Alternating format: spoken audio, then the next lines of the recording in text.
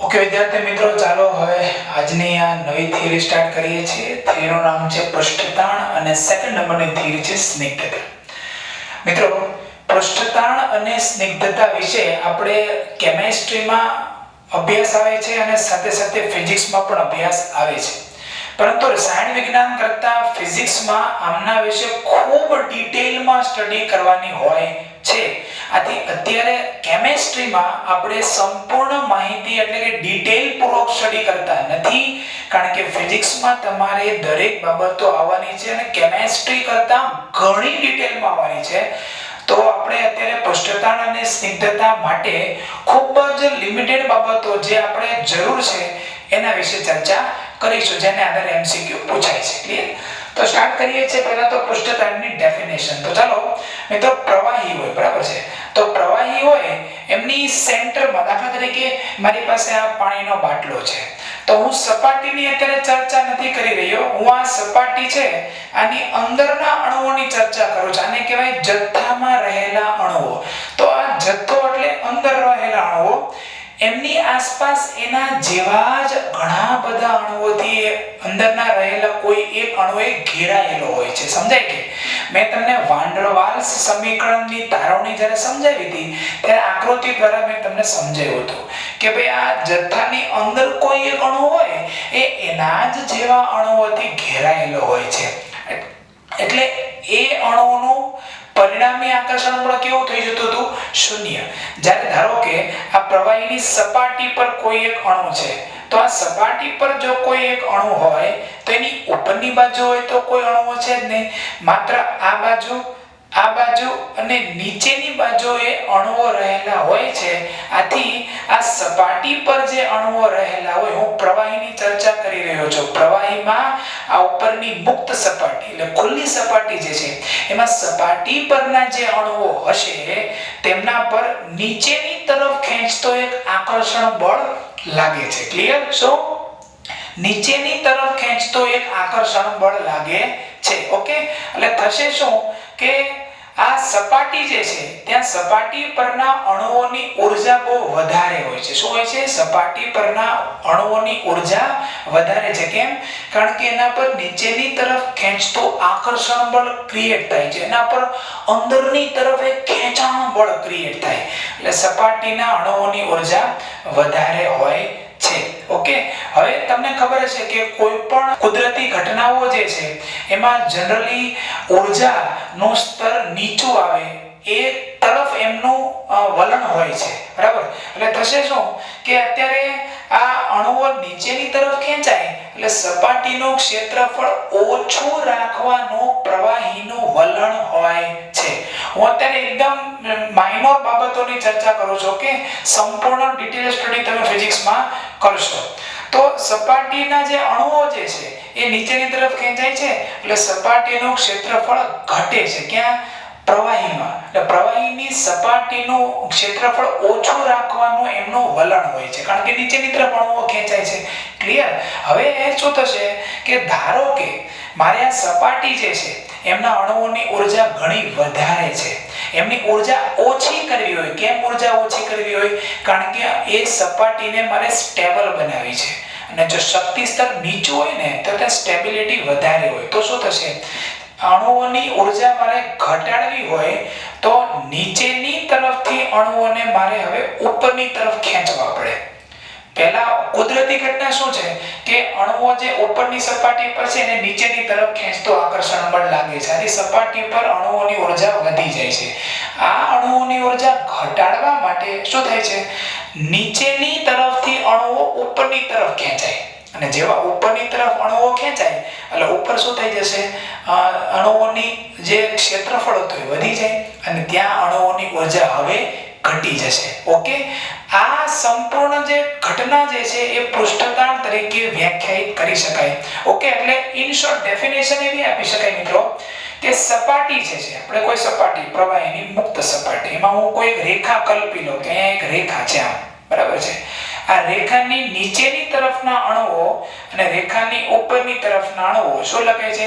ખેંચાણ બળ ક્રિએટ થાય છે. ફરીથી જો વાંચો, પ્રવાહીની મુક્ત સપાટી પર કલ્પેલી એકમ લંબાઈની રેખા છે એમની એક બાજુ પરના અણુઓ, એટલે ધારો કે આપણે આ એક બાજુ પરના અણુઓ આપણે ધારી લઈએ, રેખાની બીજી બાજુ પરના પ્રવાહીના અણુઓ પર, એટલે બીજી બાજુના જે પ્રવાહીના અણુઓ છે તેના પર શું લાગે છે, આ રેખાને લંબ રૂપે, રેખા આમ છે તો એને લંબ એટલે આમ થાય કે નહીં થાય, આ રેખા આમ તો એને લંબ આમ થાય ને, એટલે અણુઓ એને લંબ રૂપે શું લગાડે છે, ઉપરની તરફ ખેંચતો આકર્ષણ બળ જે લગાડે એ આકર્ષણ બળને શું કહેવાય મિત્રો, આપણે પૃષ્ઠતાણ તરીકે ઓળખીએ છીએ. વિશેષ detail study in physics. Clear? ચાલો ઇન શોર્ટ, પ્રવાહીની મુક્ત સપાટી પર કલ્પેલી, એવી કોઈ રેખા હોય નહીં, કલ્પના છે, કલ્પેલી એક કાલ્પનિક રેખા, બરાબર, એકમ લંબાઈની રેખા છે, તેમાં એક બાજુ પરના અણુઓ બીજી બાજુ પરના જે પ્રવાહીના અણુઓ છે એને ખેંચે છે, તો એ જે ખેંચાણ બળ લાગે છે, આકર્ષણ બળ લાગે છે એને જ આપણે પૃષ્ઠતાણ કહીએ છીએ. ઓકે, વેરી ઈઝી છે. તેને ગ્રીક અક્ષર ગેમા, તમે જાણતા હશો ને, ગેમા કહેવાય છે, તેનાથી દર્શાવી શકાય છે. એનો એકમ છે કિલોગ્રામ ઇન્ટુ સેકન્ડ -2 અને એસઆઈ એકમ છે ન્યૂટન ઇન્ટુ મીટર -2. પૃષ્ઠતાણને કારણે ઘણી બધી ઘટનાઓ જોવા મળે છે, જેમ કે પારાના બિંદુઓનો આકાર ગોળાકાર હોય છે. ઓકે, નેક્સ્ટ, કાચનો ફાયર પોલિશિંગ, કોઈ કાચની અણી હોય એકદમ ધારદાર હોય છે, બરાબર, પણ તમે એને ગરમ કરો, એને એકદમ ઊંચા તાપમાને ગરમ કરો એટલે કાચ પીગળીને પ્રવાહી થઈ જાય અને પ્રવાહીની સપાટી એકદમ લીસી અને ગોળાકાર થઈ જાય. ઓકે, એને કહેવાય ફાયર પોલિશિંગ. ઓકે, ગરમ કરીને એને પોલિશિંગ કરવું એટલે કે ગોળાકાર લીસી સપાટી બનાવી દેવી. ક્લિયર? કેશાકર્ષણ નળી, ફિઝિક્સમાં વધારે ડિટેલ સ્ટડી આવશે. હા, કેશાકર્ષણ નળીમાં પ્રવાહી ઉપર તરફ ચડવાનો અથવા તો નીચેની તરફ આવવાનો વલણ ધરાવે છે, એમના માટે પણ પૃષ્ઠતાણ જવાબદાર છે. ક્લિયર?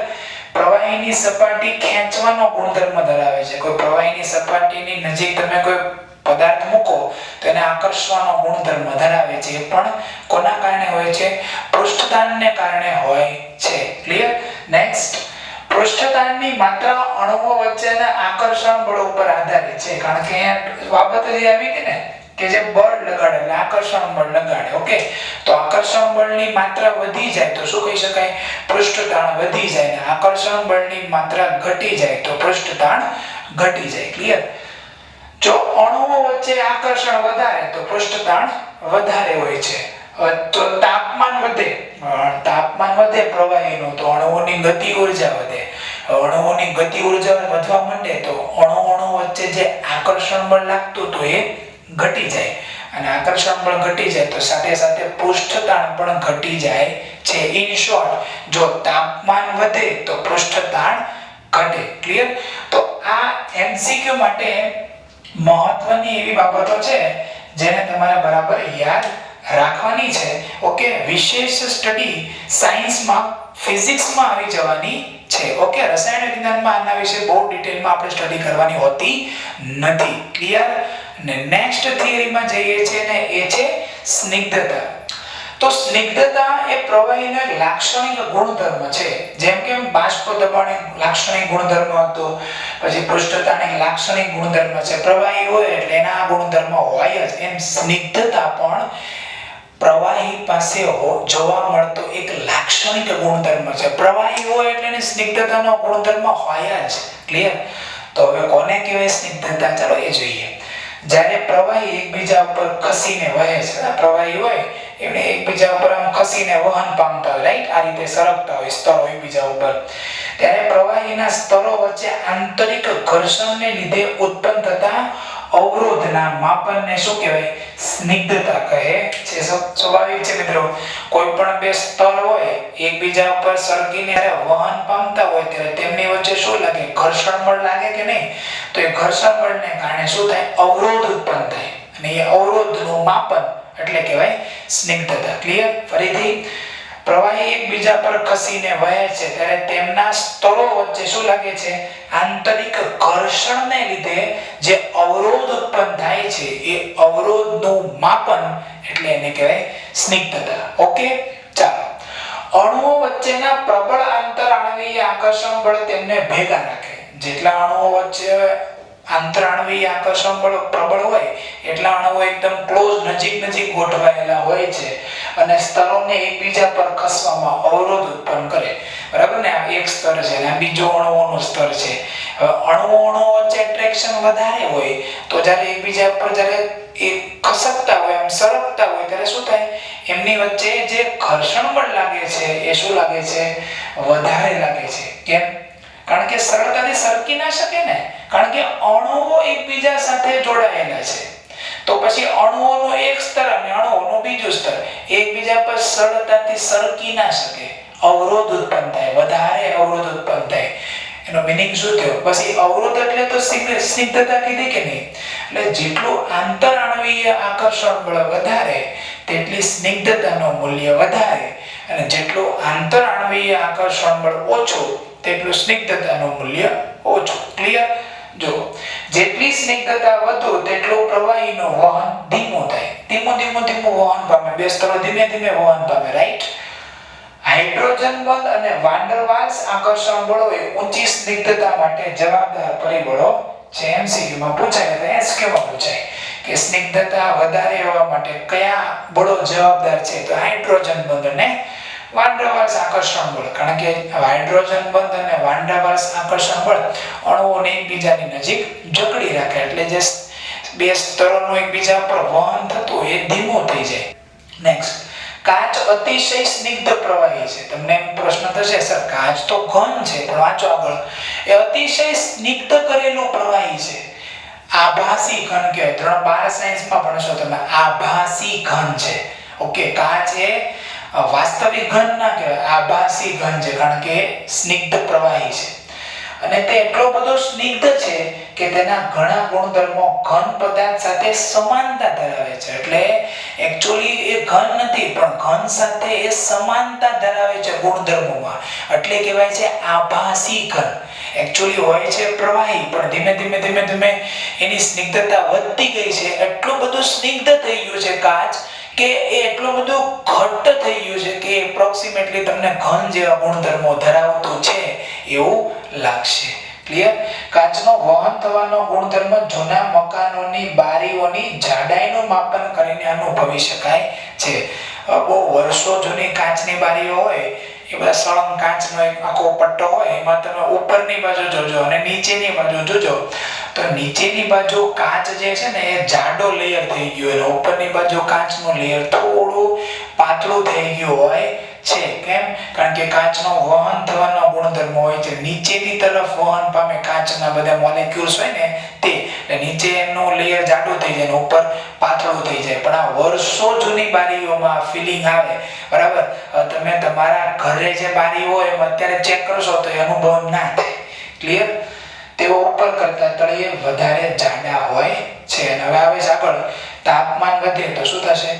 જેમ તાપમાન વધે તેમ અણુઓ જે હોય, અણુઓ એમની વચ્ચેના આંતરાણવીય આકર્ષણ બળો ઘટી જાય છે. અને આંતરાણવીય આકર્ષણ બળો ઘટે તો અણુઓના જે સ્તર છે એકબીજા પર ઝડપથી સરકી શકે. અને ઝડપથી જો સરકી શકે તેમના વચ્ચે અવરોધ ઓછો લાગે, ને અવરોધ ઓછો એટલે જ સ્નિગ્ધતાનું મૂલ્ય ઓછું. ક્લિયર? શું લખેલું છે? તાપમાન વધે તો સ્નિગ્ધતા ઘટે છે. સ્નિગ્ધતા ઘટવી એટલે અણુઓના જે સ્તર વચ્ચે જે અવરોધ લાગતો હતો એ અવરોધ ઘટી ગયો. કેમ એવું થયું? કારણ કે તાપમાન વધે, અણુઓની ગતિ ઉર્જા વધી જાય છે. આથી જે અણુઓ એકબીજા પર આમ સરકી શકતા હોય એ જે અણુઓના સ્તરો વચ્ચે જે આકર્ષણ બળ હતું એ આકર્ષણ બળ કરતા અણુઓની ગતિ ઉર્જા ખૂબ વધી ગઈ, એટલે અણુઓના સ્તર એકબીજા પર સરળતાથી સરકી શકે છે. ઓકે, સો આ એમસીક્યુ માટે પૂછી શકાય એવી બાબત કહી શકાય. ઓકે મિત્રો, સ્નિગ્ધતા અને પૃષ્ઠતાણ જે છે એને આધારિત જેડબલી અને નીટમાં પણ ખૂબ રેરેસ્ટ ઓફ ધ રેર પ્રશ્નો પૂછાયા હશે. ઓકે, એટલે ખૂબ મહત્વના ટોપિક રસાયણ વિજ્ઞાનના દૃષ્ટિકોણથી આપણે છે નહીં, પણ ફિઝિક્સમાં તો આમના આખા ચેપ્ટર આવે છે ત્યાં ખૂબ મહત્વનું છે. એટલે ડિટેલમાં સ્ટડી તમે ફિઝિક્સમાં કરજો. આટલી બાબતોને નાના એસક્યુ કે એમસીક્યુ માટે લખી નાખજો. થિયરીની એક્ઝામિનેશન જે લેવામાં આવશે એમના માટે આમનું ઇમ્પોર્ટન્ટ ખૂબ ઓછું છે. ક્લિયર? આ બંને થિયરીને લખી નાખો.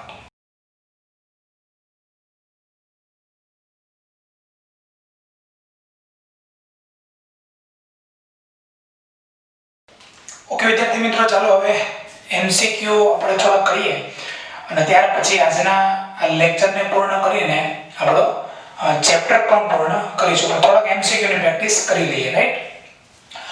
O2 N2 એમોનિયા અને મિથેનના વાન ડર વાલ્સ અચળાંક A ના મૂલ્યો અનુક્રમે આપણને આપેલા છે. મિત્રો તમને બધાને ખબર હશે વાન ડર વાલ્સ અચળાંક A જે છે એ કોના સાથે સંકળાયેલો ગુણધર્મ છે? અણુઓ વચ્ચેના આકર્ષણ બળ ઉપર સંકળાયેલો ગુણધર્મ છે. એટલે એવું કહી શકાય કે જો એનું મૂલ્ય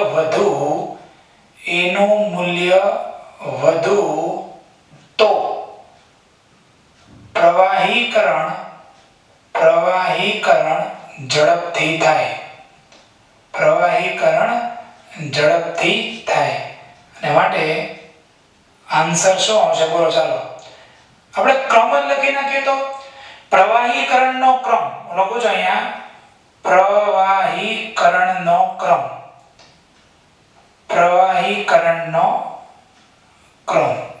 ચાલો આમાં 4 વેલ્યુ આપેલી છે. એમાં સૌથી વધારે વેલ્યુ કઈ છે? ત્રીજા નંબરની. એટલે કે ત્રીજા નંબરનો ગેસ કયો છે? અમોનિયા. ક્લિયર? ચાલો ત્યાર પછી આ બીજા નંબરે 2.263 એટલે કે ચોથા નંબરની વેલ્યુ એટલે કે મિથેન. ક્લિયર? ચાલો ત્યાર પછી આ બે છે. આ બંનેમાં 1.36 ને 1.39 એટલે ત્યાર પછી આવશે નાઇટ્રોજન અને સૌથી છેલ્લે આવશે હાઇડ્રોજન. મિત્રો હાઇડ્રોજન જે છે એમના માટે વાન ડર વાલ્સ અચળાંક એનું મૂલ્ય ખૂબ નાનું છે 4 વેલ્યુ પૈકી. એટલે એનું પ્રવાહીકરણ થતા બહુ વાર લાગશે. ત્યારે એમોનિયાનું પ્રવાહીકરણ ઝડપથી થઈ જાય. ઓકે, ચલો નેક્સ્ટ એમસીક્યુ માં જઈએ છીએ મિત્રો. કઈ પરિસ્થિતિમાં કોઈ વાયુ એટલે કોઈ વાસ્તવિક વાયુ એ આદર્શ વાયુથી મહત્તમ વિચલન દર્શાવે છે? મિત્રો મેં તમને જ્યારે વાસ્તવિક વાયુ અને આદર્શ વાયુ થિયરી જ્યારે ભણાવી હતી ત્યારે મેં તમને 3 બોક્સ દ્વારા સમજાવ્યું હતું. એમાં આ બાજુ જે બોક્સ હતું ત્યારે ટેમ્પરેચર ખૂબ ઊંચું હતું અને તાપમાન વધારે હોય અને દબાણ ખૂબ નીચું હોય. ત્યારે અણુઓ એકબીજાથી ખૂબ દૂર રહેલા હોય છે અને ત્યારે વાસ્તવિક વાયુની વર્તણૂક કે આદર્શ વાયુની ખૂબ નજીક હોય છે. ક્લિયર? અને જ્યારે તાપમાનનું મૂલ્ય ખૂબ નીચું હોય અને દબાણ ખૂબ વધારે હોય છે એટલે અણુ એકદમ ક્લોઝ આવી ગયા હોય અને ત્યારે કોઈ વાસ્તવિક વાયુની વર્તણૂક કે આદર્શ વર્તણૂકથી મહત્તમ વિચલન દર્શાવે છે. એટલે મિત્રો આપણે હિન્ટમાં એવું લખીશું જ્યારે ઊંચું પ્રેશર અને નીચું ટેમ્પરેચર હોય ત્યારે વાસ્તવિક વાયુ આદર્શ વર્તણૂકથી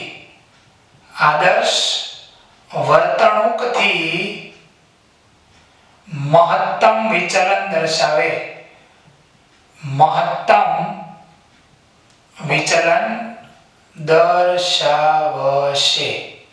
ક્લિયર? તો આને આધારે મિત્રો આન્સર ચોઈસ કરવો હોય તો ચાલો ચોઈસ કરીએ.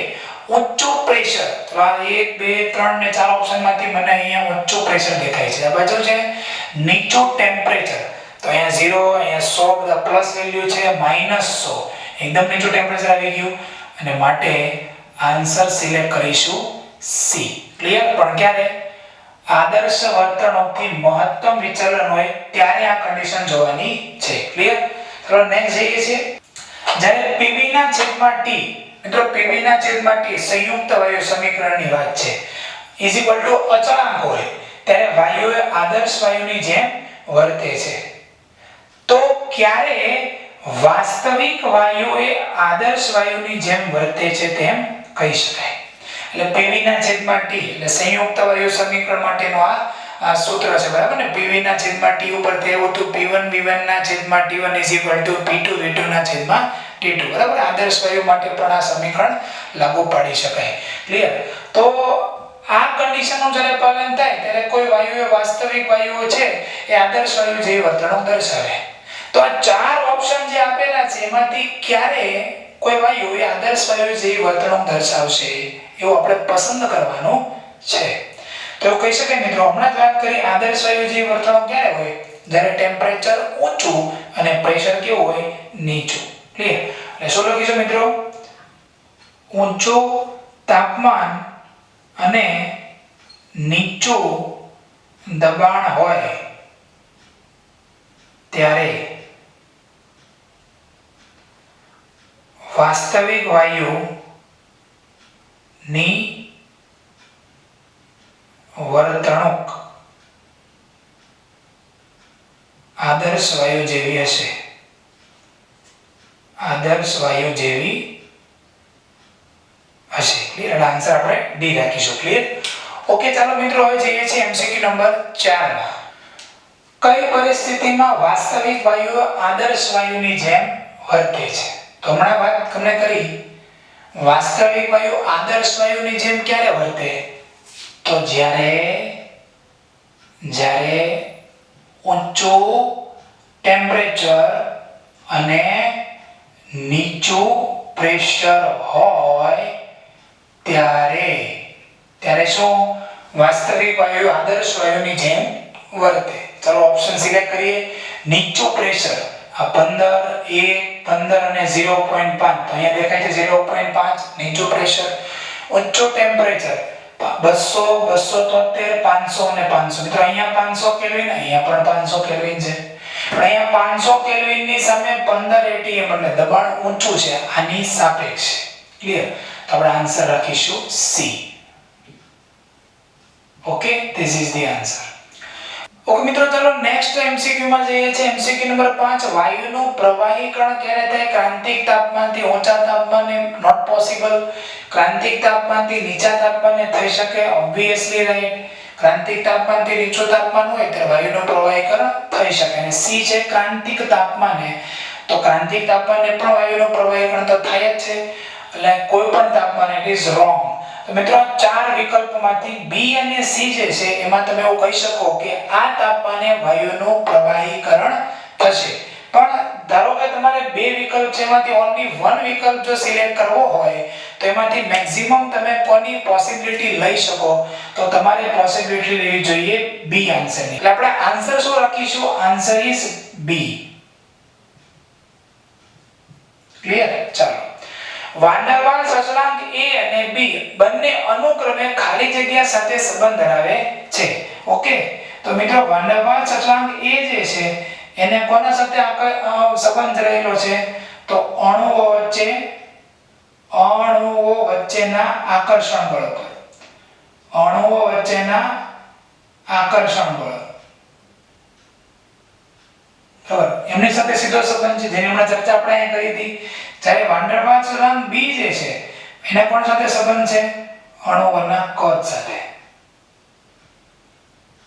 અણુઓના કદ સાથે એમનો સંબંધ જોવા મળે છે. ઓકે મિત્રો, તો આ 6 એમસીક્યુ ને તમે નોટબુકમાં લખી નાખજો.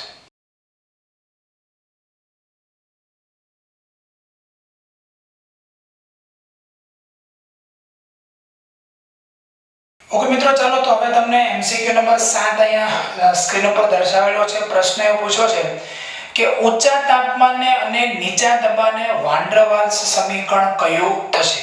તો મિત્રો ઊંચા તાપમાને અને નીચા દબાણે તેવું કહી શકાય ઊંચું ટેમ્પરેચર અને નીચું દબાણ હોય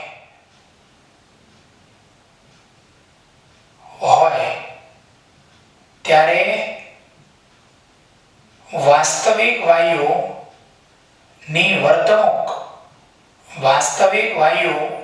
વર્તણૂક આદર્શ વાયુ જેવી થશે. આદર્શ વાયુ જેવી હશે, બરાબર. અને ત્યારે એવું કહી શકાય A અને B બંનેને અવગણતા A અને B વાંદરવા અચળાંક A અને B બંનેને મારે અવગણવા પડે, બરાબર ને, કારણ કે ઊંચો ટેમ્પરેચર હોય છે, ક્લિયર, અને નીચો પ્રેશર છે, ત્યારે મારે આકર્ષણ બળ અને અણુઓના કદ બંનેને અવગણવા પડે છે, બરાબર, જેની ચર્ચા આપણે ઓલરેડી કરી ચૂક્યા છીએ. તો સૂત્ર આવું છે P + an² / v², પછી છે v - nb = nRT. ચાલો n બરાબર 1, ab અવગણતા. તો હવે શું થઈ જશે, અહીંયા પ્રેશર રહે, કારણ કે અવગણના કરો એટલે કેન્સલ થઈ ગયું. અહીંયા શું આવશે vm એટલે મેઝરેબલ વાસ્તવિક વાયુ માટે, અને અહીંયા થઈ જશે RT. ઘણાને ખાલી આ પ્રશ્ન થશે આ vm કેમ આવી ગયું, બરાબર, તો અહીંયા ઓપ્શન ને આધારે મેં vm લખેલું છે. ઓકે, તો આ જે છે એક્ચ્યુઅલી કન્ડિશન એ આદર્શ વાયુ માટેની કન્ડિશન છે, બરાબર. n નું મૂલ્ય તમે 1 લઈ લો, pv = nRT, n બરાબર 1 લઈ લો તો સૂત્ર થઈ જાય pvm = RT. ઓકે, MCQ ને મિત્રો લખી નાખો.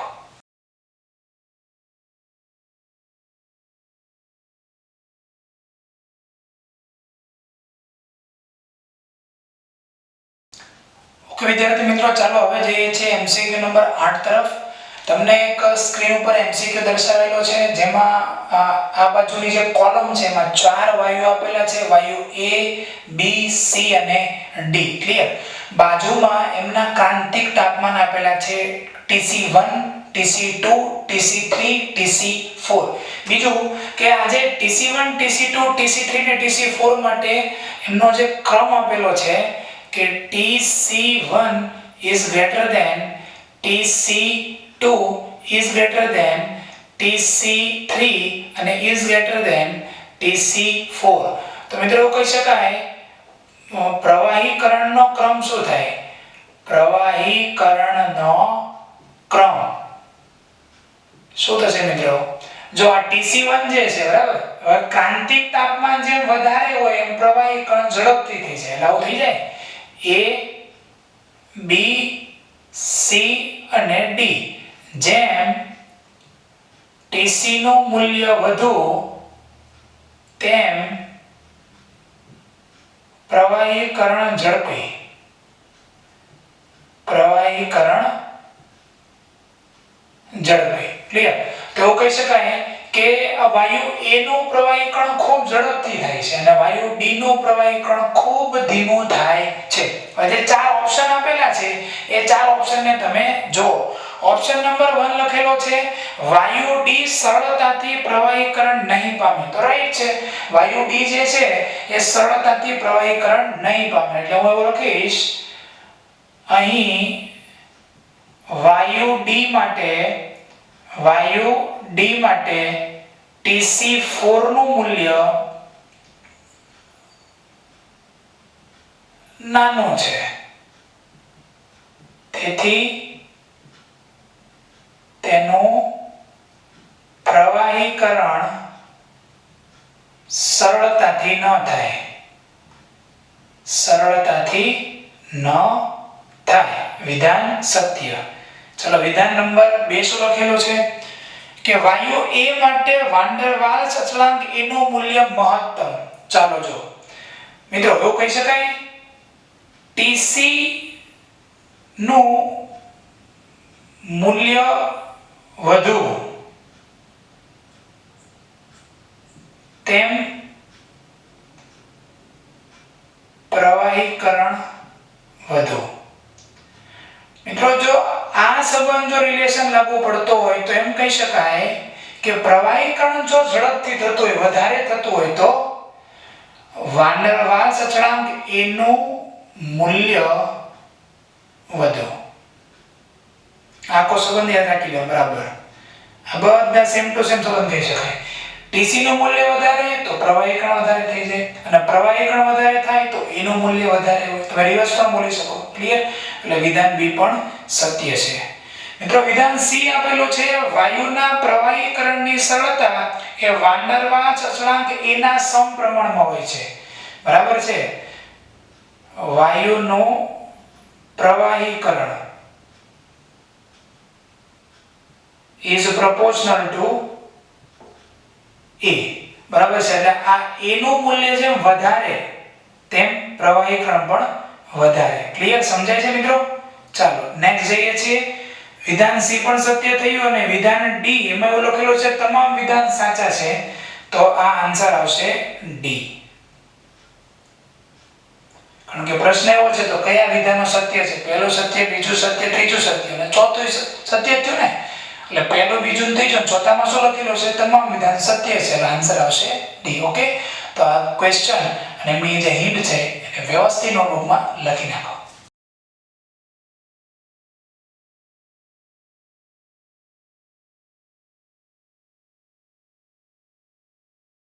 ચાલો મિત્રો નેક્સ્ટ એમસીક્યુ માં જઈએ છીએ આપણે અત્યારે તમને એક સરસ મજાનો ગ્રાફ આપેલો છે અને ગ્રાફ આપેલો છે P વર્સિસ V નો બરાબર ગ્રાફ નંબર 1 2 and 3 ક્લિયર હવે આ જે 1 2 અને 3 નંબરના જે ગ્રાફ આપણને આપેલા છે P વર્સિસ V ના આલેખમાં બરાબર એમાં આ જે છે ત્યાં ટેમ્પરેચર કહી શકાય 1 અહીંયા ટેમ્પરેચર 2 છે અને અહીંયા છે ટેમ્પરેચર 3 ક્લિયર હવે આપણે T1 T2 અને T3 એમને યોગ્ય ક્રમમાં ગોઠવવાના છે તો મિત્રો આ માટે મેં તમને એક સિસ્ટમ દર્શાવી હતી કે સૌપ્રથમ આપણે કોઈ એક કાલ્પનિક રેખા દોરી નાખીએ રાઈટ આપણે સૌપ્રથમ કોઈ એક કાલ્પનિક રેખા દોરી નાખીએ અને ત્યારબાદ આ દરેક જે ગ્રાફ જે છે એને આપણે આ રીતે પ્રેશર તરફ લંબાવી દઈએ એટલે મને આ ત્રણ મૂલ્ય મળ્યા બરાબર અને અહીંયા પણ ત્રણ મૂલ્ય મળ્યા હવે તમે બરાબર સમજો જ્યારે પ્રેશર જે છે એ અહીંયા એકદમ વધારે છે ત્યારે મારે આ ગ્રાફ સાથે રિલેશન ચેક કરવાનો છે તો મિત્રો તમને બધાને ખબર હશે P is proportional to T P is proportional to T હવે જો જેમ જેમ તમે ગ્રાફમાં ઉપર જાઓ છો બરાબર ગ્રાફમાં તમે ઉપર તરફ ગયા એમ પ્રેશર વધતું જાય છે બરાબર ને ઉપર તરફ જતા P વધે છે હવે ઉપર P વધારે છે એટલે અહીંયા જે છે પોઈન્ટ છે એને કોની સાથે રિલેશન છે ટેમ્પરેચર સાથે તો જ્યારે પ્રેશર એકદમ હાઈ હોય ત્યારે આ ટેમ્પરેચર પણ કેવું હોય હાઈ એટલે કેમ કહી શકાય T1 is greater than T2 and is greater than T3 તો આ તમારો આન્સર આવશે બહુ સિમ્પલ છે એક કાલ્પનિક રેખા દોરી લો કોઈ પણ એને લંબાવી દો પછી અહીંયા જોવાનું તમારે કે ઉપર જતા શું થાય છે પ્રેશરનું મૂલ્ય વધતું જાય છે હવે તો આ ગ્રાફમાં પણ ઉપર જતા શું થાય ટેમ્પરેચરનું મૂલ્ય વધતું જાય કેમ કારણ કે શું લખેલું છે P is proportional to T જો પ્રેશર અહીંયા વધારે હોય તો ટેમ્પરેચર પણ વધારે હોય અને અહીંયા પ્રેશર ઓછું હોય તો આ ટેમ્પરેચર પણ ઓછું હોય ક્લિયર એટલે આન્સર આપણો આવશે T1 greater than T2 greater than T3 okay MCQ ને લખી નાખો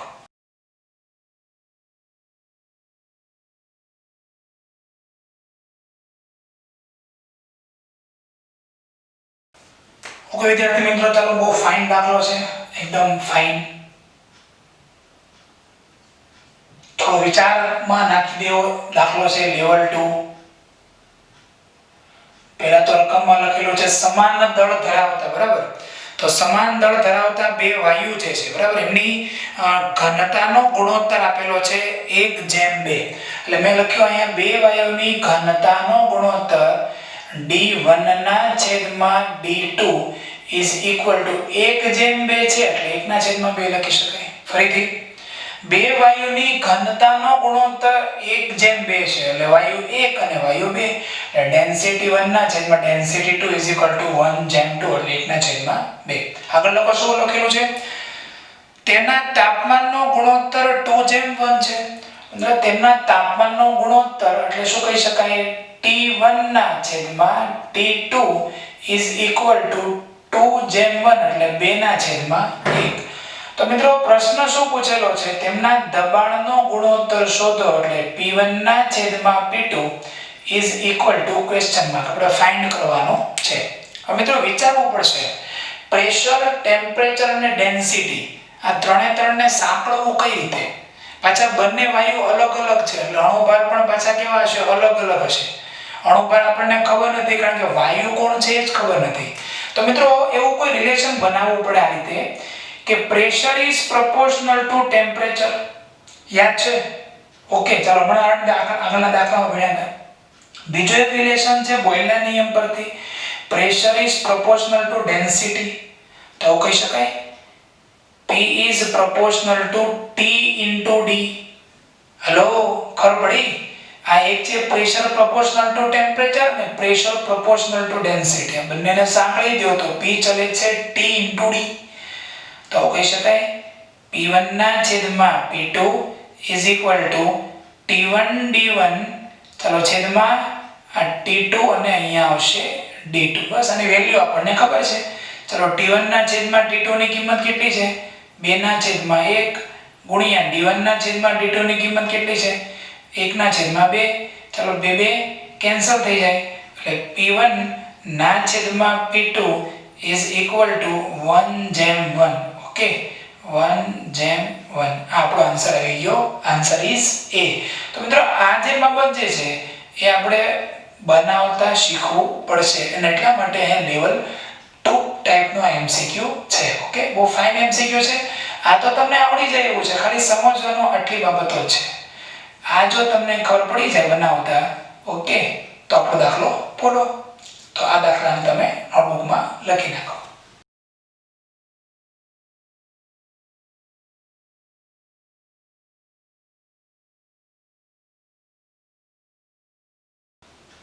ચલો મિત્રો નેક્સ્ટ MCQ માં જઈએ છીએ. MCQ ની રકમ કંઈક આ રીતે છે. બે અલગ અલગ બલ્બમાં વાયુ A અને B ભરેલા છે. ક્લિયર? વાયુ A અને વાયુ B. ત્યાર પછી લખેલું છે વાયુ A ની ઘનતા B કરતા બમણી છે. શું? વાયુ A ની ઘનતા B કરતા બમણી છે. તમે આવો સમીકરણ બનાવી શકો.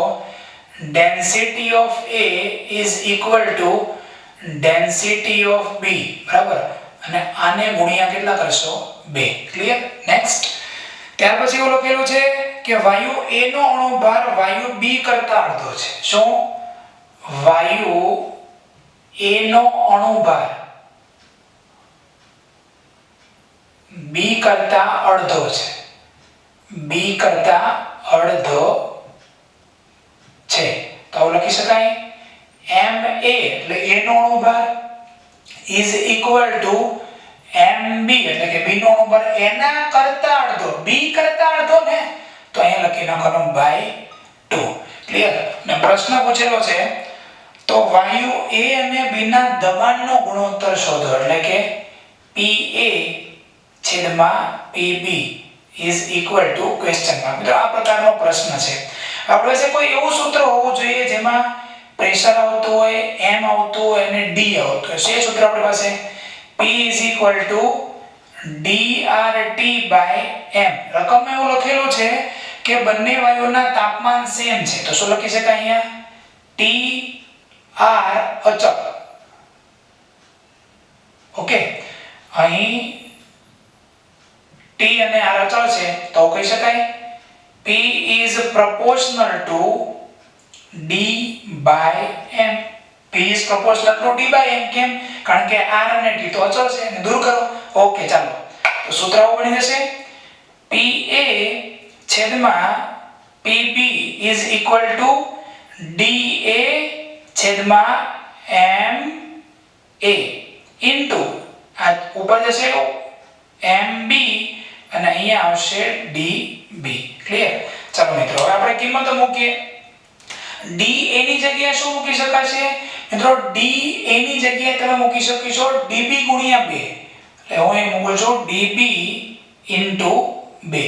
ચાલો મિત્રો હજી અહીંયા કરતા બનાવી દઈએ કે MB શું થઈ જાય તો 2 ગુણ્યા MA. આવું પણ તમે કહી શકો 2 ને આ બાજુ લઈ જાવ તો ચાલો મિત્રો MB ની જગ્યાએ હું મૂકી દઉં છું અહીંયા 2 ગુણ્યા MA અને છેદમાં શું આવશે MA into DB.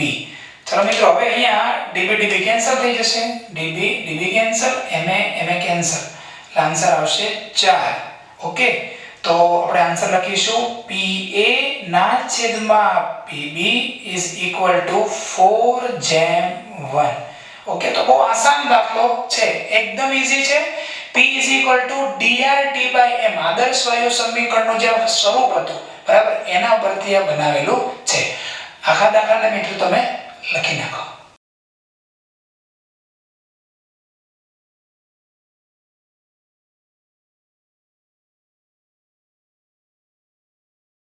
ઓકે મિત્રો, ચાલો નેક્સ્ટ એમસીક્યુ છે. પ્રશ્ન એવો આપેલો છે, નીચે પૈકી કઈ જોડના પ્રસરણ દર, ઓકે, એના પ્રસરણ વેગ એ સમાન છે? મિત્રો તમને ખબર હશે આવું સૂત્ર હતું, r is proportional to 1/√m. Clear? હવે આ જે r એટલે કે પ્રસરણ દર, પ્રસરણ વેગ જે છે, ઓકે, એને કોના સાથે સંબંધ છે? અણુભાર સાથે રિલેશન છે. હવે પ્રશ્ન એવો છે કે કોના પ્રસરણ દર સમાન છે? તો હું એવું લખીશ મિત્રો, જેમના અણુભાર સમાન તેમના પ્રસરણ દર સમાન. ચાલો હવે ચાર જે ઓપ્શન આપેલા છે એમાં હું વિકલ્પ ડી માં જાઉં તો લખેલું છે NO. આમનો અણુભાર કેટલો થશે? નાઇટ્રોજન નો કેટલો થશે? 14 ને ઓક્સિજન નો 16 એટલે 30. અને બીજો ઓપ્શન આપેલો છે C2H6. તો કાર્બન નો 12 દુ 24 ને 6 30. અણુભાર છે 30. ઓકે, અણુભાર બંનેના સેમ છે એટલે આન્સર આવશે ડી. એક બોલ ના કરી નાખતા. ઘણી બોલ શું થઈ જાય મિત્રો કે આપણને સ્પીડમાં પરમાણુ ક્રમાંક યાદ રહી જાય. હવે આના પરમાણુ ક્રમાંકની ગણતરી કરી અને કોઈ કાળે મેચ જ ના થાય કે ભાઈ એક પણ આન્સર નહીં. પણ આપણે અણુભાર ગણવાનો છે એટલે આપણે પરમાણુ ભારને આધારે અણુભાર ગણવાના અને પછી આન્સર ચોઈસ કરવાનો છે. ઓકે મિત્રો, એમસીક્યુ મિત્રો બહુ નાનો એમસીક્યુ પણ ફાઇન એમસીક્યુ લખી નાખવાના.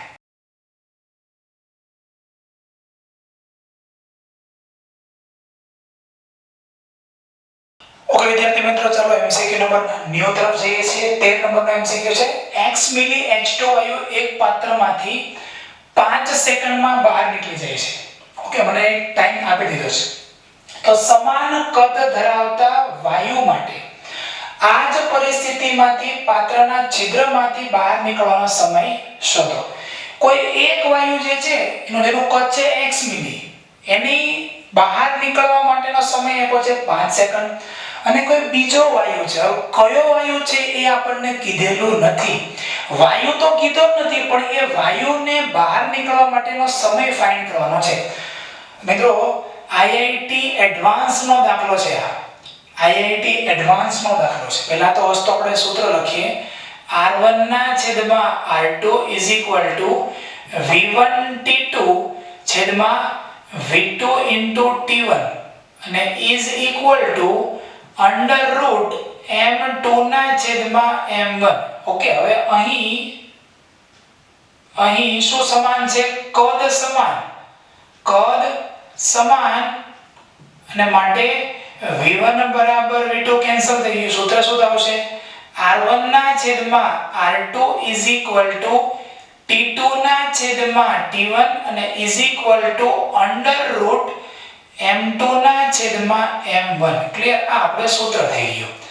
આ સૂત્રને બેઝ બનાવીને હવે આપણે આગળ જવાના છીએ. મિત્રો જાણીને મજા આવશે કે આપણે સમય ફાઇન્ડ કરવાનો છે. એટલે મારે t2 ફાઇન્ડ કરવાનો છે. એટલે પહેલા ખબર પડી ગઈ. t1 તો આપેલો છે 5 સેકન્ડ કોઈ પ્રથમ વાયુ માટે, એટલે t1 5 સેકન્ડ આપ્યો છે. t2 મારે ફાઇન્ડ કરવાનો છે. સમજો બરાબર? t2 ફાઇન્ડ કરવાનો છે. અહીંયા કીધું છે H2 વાયુ, એટલે મને m1 ખબર છે તો m2 ખબર હોવી જોઈએ. કોઈ આ 1 2 3 અને 4 આ ચાર જે બાબતો છે એમાંથી કોઈ ત્રણ બાબત ખબર હોય, એની કિંમત તો ખબર હોય તો જ તમને ચોથી કિંમત મળે. અહીંયા તમને કયો વાયુ બહાર નીકળે છે એ રકમમાં કીધું નથી, પણ ઓપ્શનમાં તમે જુઓ. પહેલા ઓપ્શનમાં હિલિયમ આપ્યું છે, અણુભાર બદલાઈ ગયો. બીજા ઓપ્શનમાં O2 આપ્યો છે, અણુભાર બદલાઈ ગયો. ત્રીજા ઓપ્શનમાં CO અને ચોથા ઓપ્શનમાં CO2. અરે ભાઈ, કયો વાયુ છે બહાર નીકળે છે ફિક્સ જ નથી. તો હવે કરવું શું પડે? હવે મિત્રો આ MCQ માં આપણે એવું કરવું પડશે કે ટ્રાય એન્ડ એરર મેથડથી આગળ વધવું પડશે. હું ફરીથી બોલું છું મિત્રો, ટ્રાય એન્ડ એરર મેથડ. તો સૌપ્રથમ ટ્રાય એન્ડ એરર મેથડ.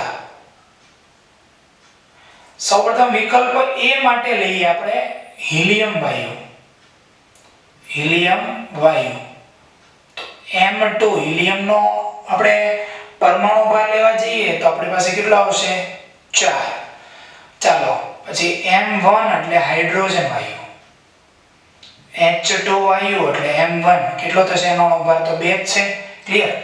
ચાલો હવે T1 મને કીધેલો છે કેટલો? 5 સેકન્ડ અને T2 મારે ફાઇન્ડ કરવાનું છે. આપણે એવું કરીએ, T2 ના છેદમાં T1 ની કિંમત કેટલી આપેલી છે? 5 is equal to under route, ચાલો M2 ની કિંમત કેટલી છે? 4 છેદમાં M1 ની કિંમત કેટલી છે? 2 અને માટે T2 બરાબર આ 5 અંડર રૂટ 2 સેકન્ડ. ચાલો મિત્રો, જો તમે અહીંયા હિલિયમ વાયુ લેશો, જે વાયુ બહાર નીકળે છે બીજો વાયુ, બરાબર, એ વાયુ જો હિલિયમ હોય, ઓપ્શનમાં આપ્યો છે એને આધારે વાત ચાલે છે, હું નથી સિલેક્ટ કરતો, ઓપ્શનમાં આપેલો છે હિલિયમ, અને એને આધારે જો મેં ટાઈમ ફાઇન્ડ કર્યો તો ટાઈમ કેટલો મળ્યો? 5 અંડર રૂટ 2 સેકન્ડ. અહીંયા આપેલો છે ટાઈમ 10 સેકન્ડ. આથી આ બાબત કોની સાથે સુસંગત નથી? વિકલ્પ A સાથે સુસંગત નથી. જે વિકલ્પ A સાથે સુસંગત નથી, આન્સર એ નથી. બી માં જઈએ. ચાલો બી માં શું આપેલું છે? O2 વાયુ, O2 તો M2 શું થઈ જાય? 32 અને H2 એટલે M1 શું છે ઓલરેડી? 2. હવે આની માટે મારે T2 ફાઇન્ડ કરવાનો છે અને T1 મને રકમમાં ઓલરેડી આપેલો છે 5 સેકન્ડ, બરાબર ને? 5 સેકન્ડ આપેલો છે. હવે જો આ સૂત્ર ફોર્મ્યુલા યુઝ કરી દઈએ તો શું થઈ જાય?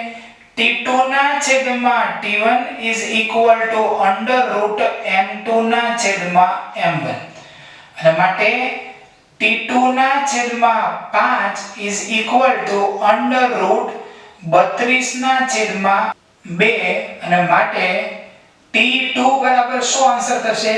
20 સેકન્ડ. ક્લિયર? શું આવી ગયું? 20 સેકન્ડ. જે વિકલ્પ B સાથે સુસંગત છે અને માટે આન્સર બી. બી માં એવું લખેલું છે કે જો વાયુ O2 હોય તો 20 સેકન્ડ લાગે, એ લખેલું છે. તો મેં સાબિત કરી દીધું કે જો વાયુ O2 હતો તો ટાઈમ 20 સેકન્ડ થાય છે. જે સાબિત થયું ને. એટલે આ એક એવો પ્રશ્ન છે કે જેમાં રકમમાં કયો વાયુ છે એ આપેલું નથી અને સમય માંગેલો છે, પણ ચાર વિકલ્પમાં જુદા જુદા વાયુ આપેલા છે. તો તમારે ટ્રાય એન્ડ એરર મેથડ થી જે રકમમાં વાયુ આપેલો છે વાયુ લેવાનો અને ટાઈમ ફાઇન્ડ કરવાનો. જે વાયુ આપેલો છે લેવાનો, ટાઈમ ફાઇન્ડ કરવાનો. જો બંને બાબતો મેચ થઈ જાય તો એ આન્સર આવી જાય. ક્લિયર? તો અહીંયા આપણે આ MCQ ને પૂર્ણ કરીએ છીએ. ઓકે, અને સાથે સાથે આ ચેપ્ટર ને પણ અહીંયા આપણે પૂર્ણ કરીએ છીએ. આશા રાખું છું કે આ સંપૂર્ણ ચેપ્ટર તમને ખૂબ જ સારી રીતે સમજાયું હશે જ. જેટલી તમે મહેનત કરશો એટલો તમને વધારે એનો ફાયદો થશે. વર્કશીટ સાથે સાથે મિત્રો સોલ્વ કરતા રહેજો.